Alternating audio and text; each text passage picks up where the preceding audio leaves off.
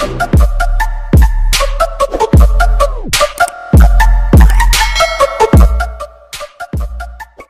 afternoon guys.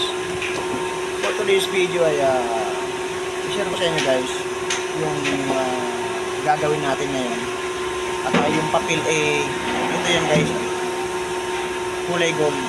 Tapos yung likod niyan yan kulay puti, matte. Glossy gold yan guys. Ganda di ba? Kumikinang, tintap.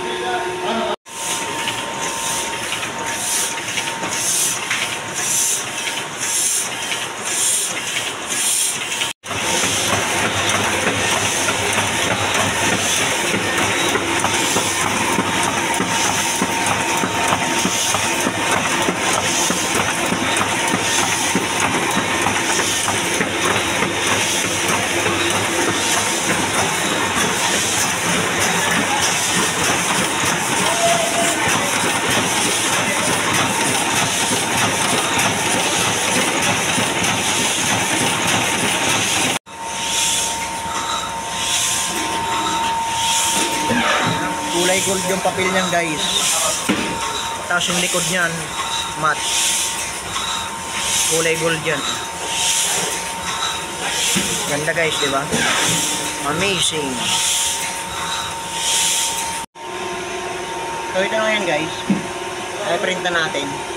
At yung tinta na ginamit ko nito guys ay kulay black, single color. Ito yun, apansin nyo guys. Ayan o. Kita ba? Basang-basa, di ba?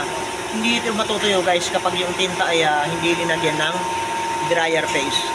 Ito yung guys. Ayan. Ito ba yung pangalan?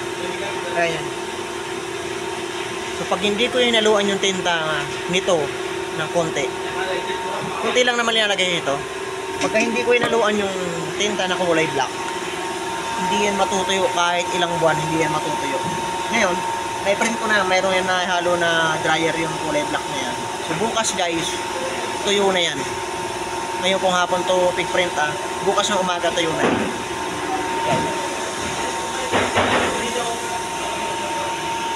Ito na yung pig-print ko kahapon ng hapon guys. Ayan. So ayun na siya. Tignan nyo, di ba kahapon basang-basa siya? Ngayon hindi na. Tuyo na siya. Hindi na nagagasgas. Ayan. Ganon. Kailangan pagka nag-print ng mga ganito na mayroon mga plastic sa ibabaw, kahit ano sticker plastic, kahit ano siya, maliban sa ganito, hindi mo kailangan haluan ng dryer face yung tinta. Pag ganito, kailangan mo haluan para matuyo siya. Natuyo na siya. Hindi na siya natatanggal. Kahit anong kiss-kiss mo niyan. Di ba? Yan. Yan, solid yan So, di natatanggal, di ba? Ito yun na yan. Pwede nang i-die cut yan. Ayan. Ganda ng kulay niyan. Gold. So, pagka hindi siya, halimbawa may trabaho kong ganyan at hindi ko nalagyan ng dryer fish yung tinta, may option pa naman para hindi maitapon yung trabaho or masira. Pag na-print siya at hindi natuyo, pwede mong i-laminate para hindi maitapon or ma-reject. Halimbawa, katulad ng glossy gold, di ba? So, pwede mong i-laminate ng glossy. Nga lang, doble gastos, di ba? So, ganun lang. Kailangan talaga lagi pagka mag-print ng mga ganun mga plastic, kailangan talaga ito may dryer face. Kailangan to.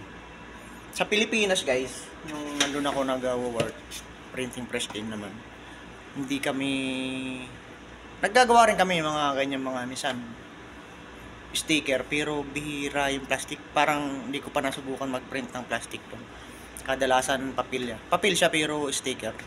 Hindi katulad dito na mayroong plastic sticker. So kailangan lagi nito. Ito ang solusyon para matuyo.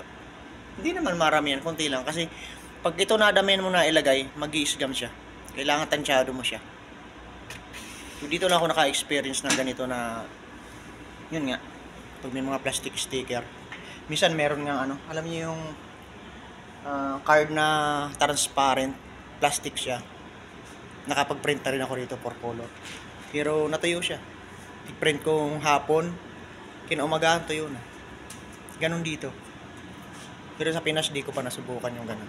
Kasi hindi ko, siguro mayroon din ganyan, pero hindi ko pa nasubukan nung andun ako sa Pilipinas nag-work. So paano guys, yun lang at na-share ko sa inyo kung ano yung trabaho ko kahapon, before ako umuwi. At saka ngayon ipinakita ko naman sa inyo kung natuyo ba o hindi. So tuyong-tuyo, pwede nang i-die-cut yun. Mia Mil Mia. Bye bye.